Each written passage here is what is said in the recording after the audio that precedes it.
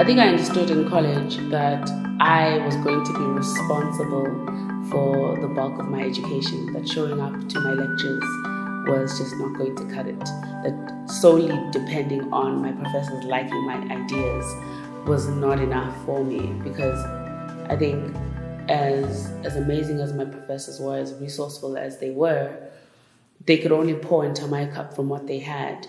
Seeking solely the validation of your professors, I thought, I understood to be a very dangerous territory, because it meant it was so easy to fall into the trap to design for your professors and not for the project itself and the context, and not being able to authentically, with your experiences, be able to interpret what was the solution to any given problem. And so I was very cautious not to fall into the trap to seek validation from my professors. I didn't want to sort of have all of my ideas approved. I wanted to take the extra step to just make sure that I thought that I was giving the best solutions.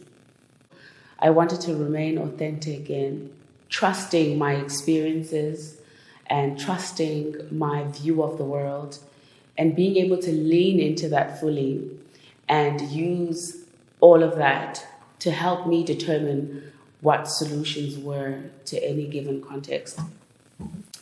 And that translated itself even outside of the classroom. During my summers, when I would think of which firms I wanted to align myself with, it was really important to partner with allies who sort of wanted to use architecture as a tool for social justice and dignity in communities. And so I remember my first experience with my first firm. I really got to learn that the idea of social justice, or the notion of social justice, had less to do with form and more to do with process.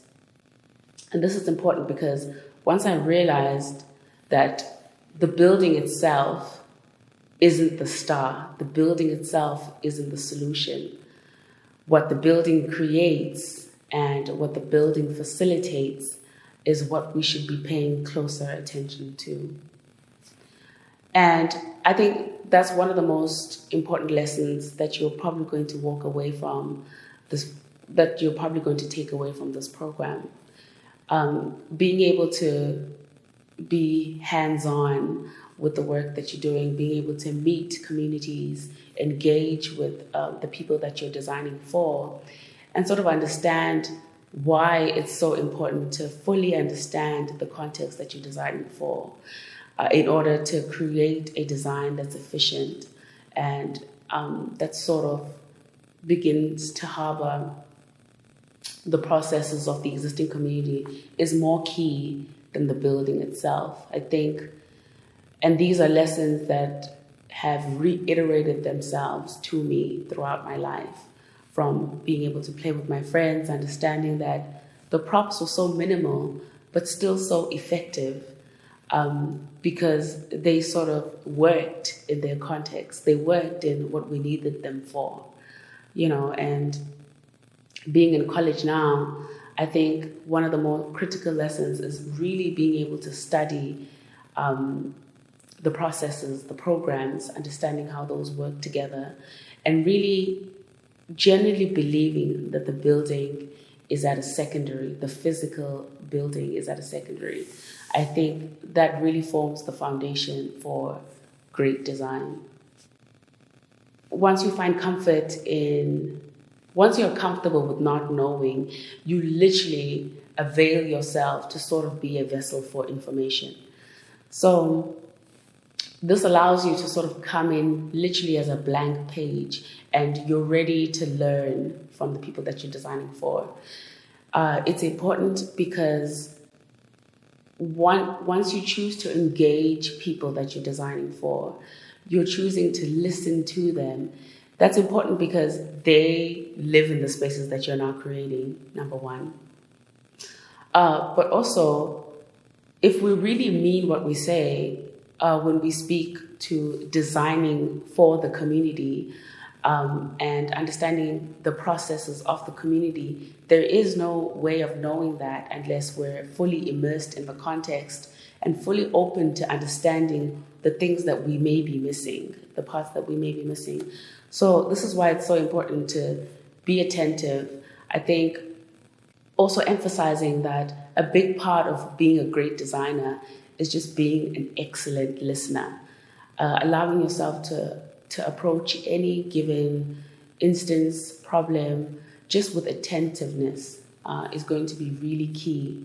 And it's great also because it allows us to grow as human beings. As soon as you open in that way, it expands your life so much to constantly being open to learning and hearing because this is the thing with designing for communities, right? The people know what they need. They just don't have the resources to put it together in a physical space, but they are the experts of their lives and sort of how they conduct their daily activities and what's important to them. They have all the answers. And I guess, our role is to be in service to that. And a big component of that is just being attentive. If I were in this program, what would be important to me first, I think, is just learning the community. So doing as much research as I can, really taking the time to reach out to as many people as I can. And what's really important to me would be understanding the context, knowing the ins and outs, knowing sort of what's important to the locals, understanding the family dynamics, being respectful to that. What's important really is to erase everything that I may think I already know and really just serving as a blank page to what the reality is and allowing the people to sort of drive this project. So it's really critical to hear what they have to say, what's important to them, and allowing that to then begin to piece together how you approach this entire project. Oftentimes, as students, we're so afraid that we're wrong before we even say anything. And I think that's the solution.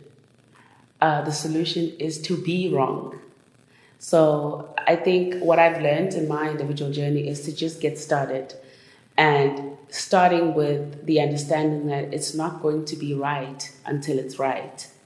So, in fact, it's great when it's wrong because then you sort of get the guidance from the community that will allow you to adjust it till it's right. I think my biggest fear as a designer is putting something on the table and having it be right the first time, because then it's just representing my thoughts and my ideas, and oftentimes that doesn't work if you're designing for a community, where people have different thoughts and different ideas and different solutions. You want it to be wrong and then sort of dial back from that. I think just makes it stronger than it being right from the get-go. So that's certainly what I've learned in my journey and what I continue to learn every day. Just start, propose. Of course, it's still important to refine just internally what you're putting out there, but do not be afraid of it being incorrect or the wrong approach. In fact, you sort of want it to start incorrectly so that you're able to fine-tune it.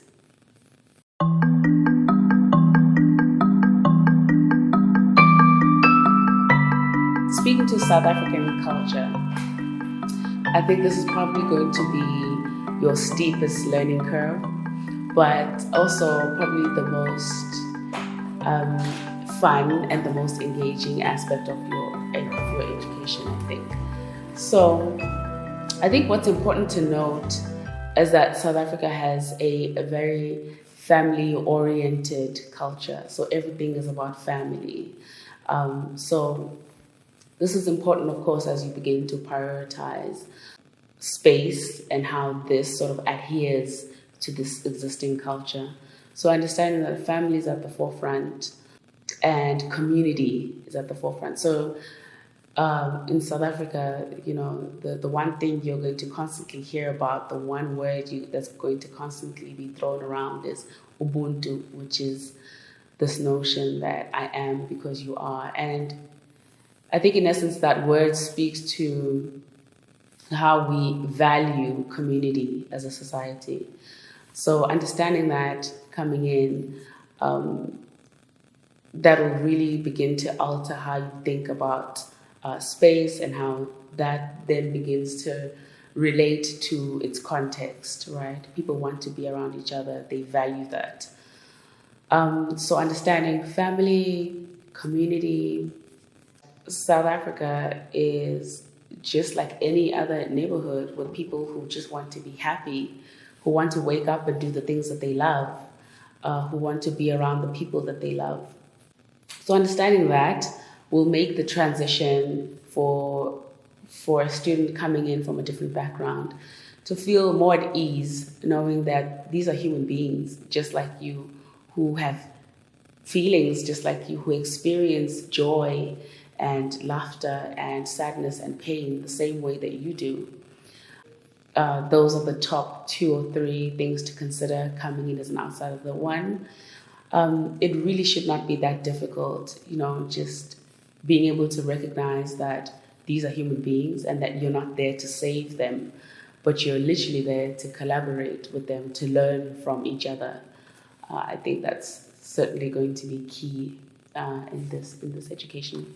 Just in conclusion, when I think about the future of African architecture, what's important to me, and I think what should be important to young designers across the world, is how do we begin to debunk this myth that there are sort of universal solutions to problems that we're facing as different nations in this world.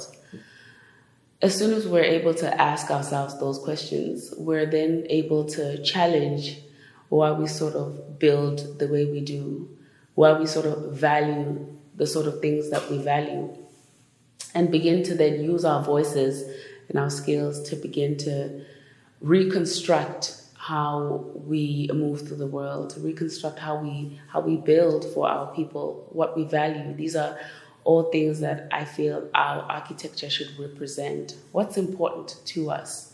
How do we live today? Where do we see our children and our children's children living? And being able to think more critically about how our buildings can respond to that. That's what's at the core for the future of African architecture, I think, is sort of pumping the brakes, questioning what's being done, and beginning to be intentional in how we begin to rewrite our stories through our buildings. My name is Nonkululeko Morgan Mpungose. Thank you for enrolling in this program, and I hope that moving forward into the future, that you will be propelled into the world with a different lens on how design can be used literally to transform communities around us.